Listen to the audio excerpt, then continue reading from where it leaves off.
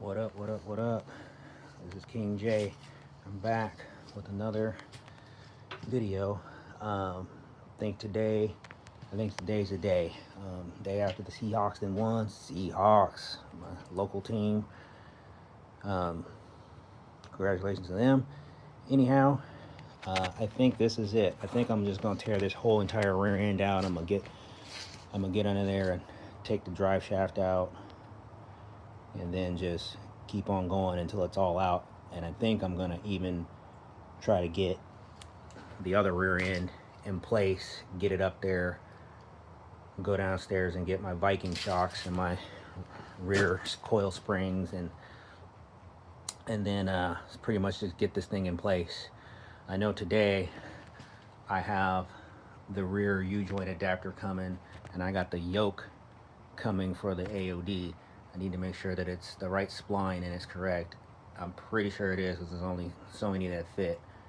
And I think C4 and AODs are the same, but I bought a new one, like a stronger one, and it's also got 1330 series joints. So I'm gonna use 1330 joints. I'm not gonna use 1310s. You know, just the added insurance. Anyhow, I'm gonna stop the video so you can, in a minute, so you can see it's all stock under there, all 1979 stock. I also got, that brake line on the rear that needs to go to this side.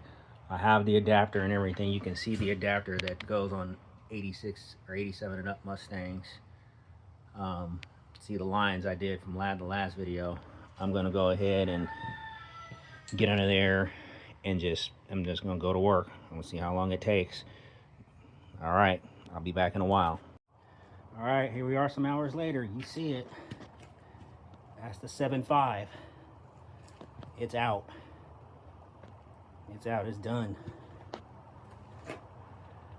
Disconnected that rear brake line. I'm gonna have to fab some tube to run that 8.8 stuff. It shouldn't be hard. I have a coupler to do it. I'll just couple to that and then run the line and double flare it and get it to the driver's side of the car. All right, it's time to get this thing at least in position. Actually, no, I got to take the upper control arms out, and I'm probably gonna have to rivet. Oh, where's it at? I had it. Have to rivet this rear hard, the rear adapter. I don't know, I have it, but I'm gonna have to probably rivet. Yeah, here it is. I'm gonna have to rivet this in place where this piece faces the back of the car, so I can hook up that line, and it'll hook up right here. And I need 2 banjo bolts. I got 1, but then I need to flare a line that goes into here and adapt it from that 7.5 tube nut. And I think I'm gonna run a union, or like I'm connected with a union there, and then use this brake line I bought from Napa. Obviously, I'm gonna have to cut it up. I'm gonna have to use the correct fitting for this, which I'm also prepared for that, because I bought this coupe brake hose, but I was like, but it's got a bunch of fittings. It's got a bunch of fittings for that size line, and they're different thread sizes. So one of them is like 3 or 4 different thread sizes. One of them's gonna work. So I'm gonna thread it in there. If not, I'll just use this brake line I got from LMR. I'll thread that in there too. Cut it off and thread it in there. Double flare it. Either way, we're making some progress. I'm gonna go ahead and I'm gonna get up under here, because the other thing I gotta do is make my upper torque box reinforcement kit fit. And there's some bracketry and stuff that's in the way. It's not going to work, so I'm gonna have to cut it off and sand it flat and make sure that surface that it goes on, it can bolt up to, and I should be good, and just follow the instructions from there. There's not a lot of stuff in the way under there now, so I'm gonna get under there, get the upper control arms all the way out, unbolt them, and then I'm gonna start to bolt the other the new upper control arms in there. On-car adjustable, real nice pieces. I'm gonna go ahead and do that, and then just have them in place because they need longer bolts because of that torque box reinforcement kit, and the torque box reinforcement kit comes with longer bolts. So I'm not going to use the bolts that are the factory bolts. I'm going to try to use as much factory bolts as I can. The threads are good. So, and then I got progressive rate coils. That's going to be interesting with these Vikings, two-way adjustable Viking shocks. So I'm gonna get all the adjustment. I got front struts like it too. I also got the new front coil springs with new urethane isolators is what I got, just for a Mustang. It all fits. But yeah, you can see the difference between a stock coil and these progressive rates. I wonder how that's going to work when I'm trying to two-way adjust these shocks for compression and rebound. I just think that once it compresses, it just gets harder, but so do these. So we'll see. You know, they're nice pieces, very nice pieces. So I'll learn all that, and that's for the rear axle. Obviously, it's got a bolt on there, and then yeah, I'll be back. What up? I'm back. It's about 5 days later. Happy Valentine's Day if you celebrate it. So this is a continuation of what I was doing with the rear end swap. So you can see, old one out, 4-lug out, 7.5 intact. I'm gonna try to sell this thing. I got 5-lug axles too that'll fit it, sitting over here from having this built into disc brakes. The gears are 410s, so I got extra 410s. I got 355s too that I thought I was going to use when I thought I was going to go C4, but I said nah, we're going AOD. You see I got the yoke 1330. I got the matching rear yoke too, 1330 U-joints, because why not put bigger U-joints in there? You're already in there, they don't cost extra. Again, just a basic redo. You see I did the disc brake conversion lines that'll hook up to the calipers. I've got the soft line that connects to the hard line up under the car. So that is where I'm at now. I was using a coat hanger to make the bends and mimic where I want it to go. So I'm gonna use this to bend this because I have the correct fittings, so I can flare and cut this thing.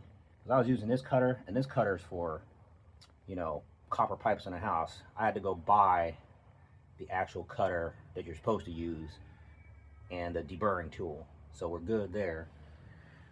So let me show you what's going on here actually. Hold on, let me stop. Okay, I'm holding the camera with one hand and trying to tell you what's going on. So this is the deal. That's an old exhaust bracket that can get removed. So here's where the old 7.5 line ended, and here's where the let me zoom out a little bit. Here is where the 7.5 line ended, and then it attached to the rear end. I put a union there, not anything else, a union. So it's leaking, don't worry, we'll bleed it. And I gotta get brake line to go from there up to that bracket that's riveted in. Now, it's not in the exact place as the OG holes that most people use because of this upper torque box reinforcement kit.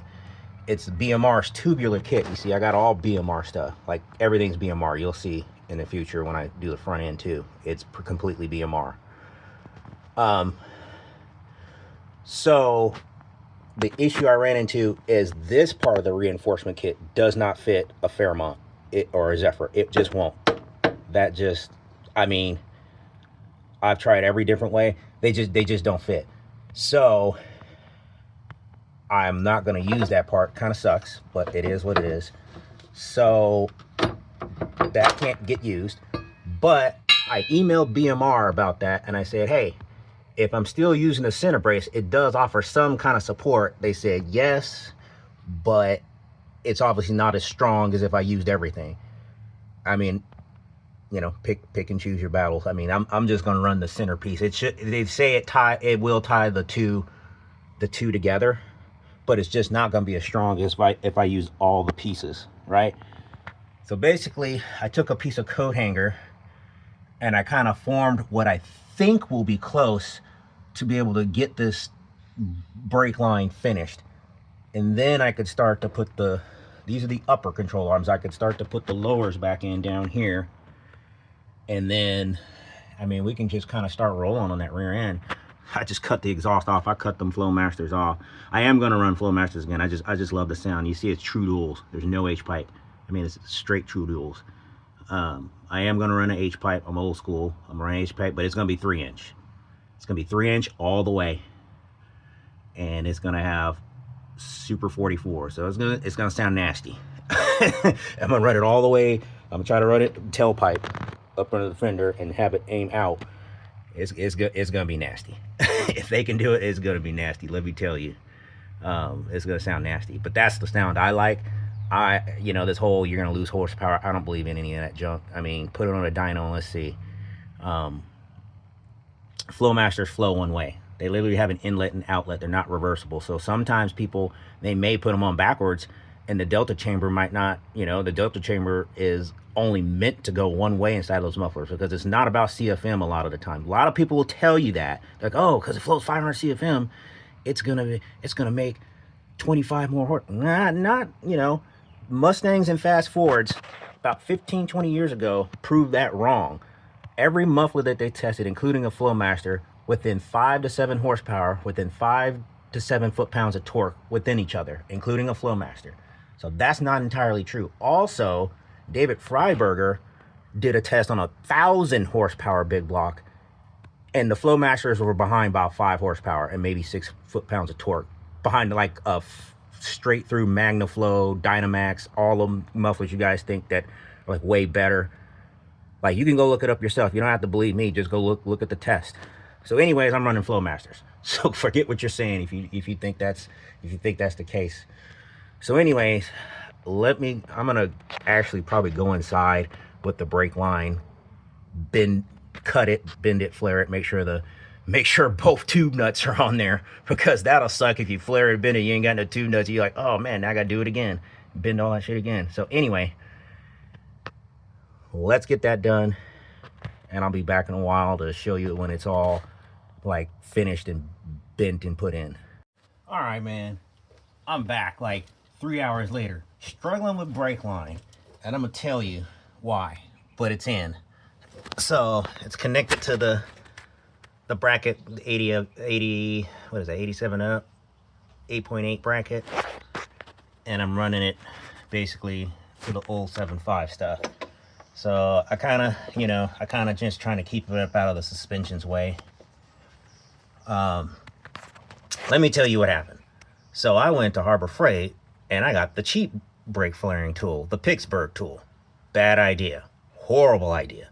Get the Maddox tool, the one that comes with the tubing cutter and the deburring tool, because that one's way better. Like, I did one flare and I could not do a single flare straight ever after that again. It just would not do straight flares. Even after, you know, I kept the tube straight, but it just, the flaring tool itself, when it spun down, it was crooked.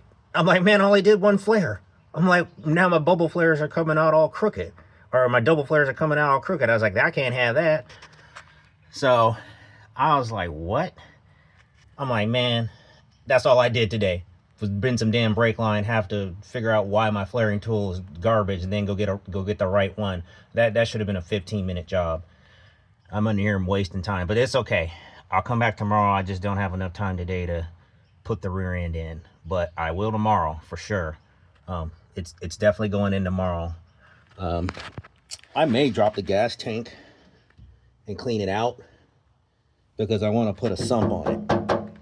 I want to see if the guy who did my sump frame connectors can weld on sumps. So I got to get a hold of him and see what he wants to charge. But I'm going to sump it, run 3/8. It's going to be a dash, what is that, dash 6, out to 3/8 line. I'm gonna run it out the back around, and I'm actually once I come up around here, I'm just gonna follow the fuel line. I'm just gonna follow how it was, and then just run it to the mechanical fuel pump, because I'm not doing an electric fuel pump. I don't really need, you know, a Performer RPM or a Holley 110. Mechanical fuel pump will do everything I needed to do with the tank summed. I don't need, you know, a Holley red or a Holley blue or none of that stuff. Could I run it? Sure, but I'm not gonna. This is gonna get, I'm just gonna plug this. That obviously that's gotta get unplugged. I'm gonna take this off, just drop the tank. I'm gonna flush it with water. I'm gonna have, and then I'll tell him, and he, you know, obviously if he's welding, he should know to flush it out with more water. Check my work, and then I'll just have him weld a sump on the tank, and just run 3/8 steel line. This time I know now. Now I know. I got the flaring tool. Now I know. But I'm gonna not flare, because it's gonna be stainless line. And stainless line, it's kind of a bitch to bend. A lot of crazy bends. So it's gonna be interesting clamping it in the same place. I should be able to do it though. I should be able to do it. It shouldn't be an issue. I should be able to run that fuel line all the way up through the tunnel. Goes all the way up there, all the way to the front to the fuel pump. I don't see how that's gonna be a problem. You know, these bends though, but I mean, I'm gonna get a 3/8 bender, like specifically for 3/8 tube. I ain't about to mess around with, you know, that tubing bender's cool. It's for brake lines. It ain't for big stuff. So anyway, that's it for today. I'll come back tomorrow, Sunday, February 15th, 2026, and do some more.